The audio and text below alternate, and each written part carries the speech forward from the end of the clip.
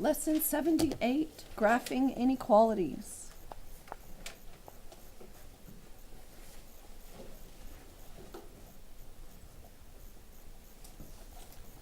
Inequalities are just mathematical statements.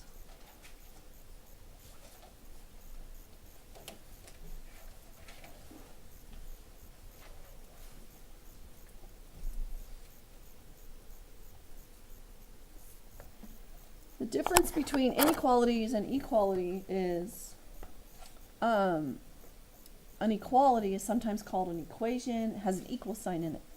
Inequality has the greater than or less than signs. When you have this sign right here, if you look on the left side of this sign, it's big. It's open wide.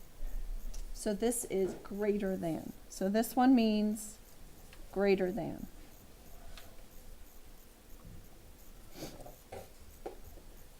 This sign, if you look on the left side, notice that the two sides are close together, a point.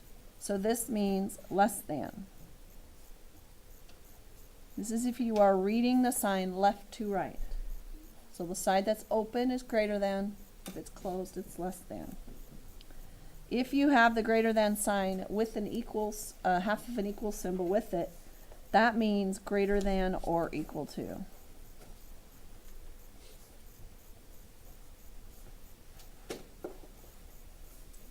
And then if you have the less than sign with part of the equals, that means less than or equal to. So sometimes you're asked to graph inequalities. So here's an example of graphing. Graph x is greater than 10. So when you're asked to graph, you want to draw a number line. And you make sure you label each integer on the number line. Now because it's greater than 10, it's not equal to 10, so we have to put an open circle. Then we think of a number that is greater than 10, that if we plug in here for x, it will be greater than 10. So like for instance 100. 100 is greater than 10. So we're going to shade and draw an arrow going toward where 100 would be. You make your arrow nice and big, all shaded in.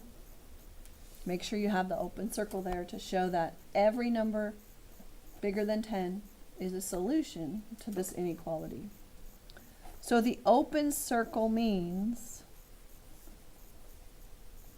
it can't be that value.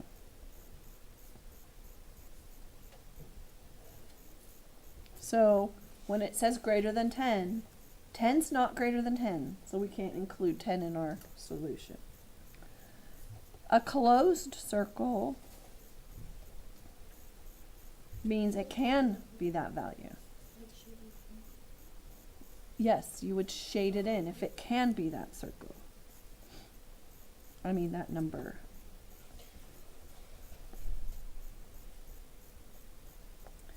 And then we shaded the side that makes the statement true. So you want to make sure that you shade the side that makes it true. So we knew it went to the right, and then we have to shade the arrow to show that it goes on without end.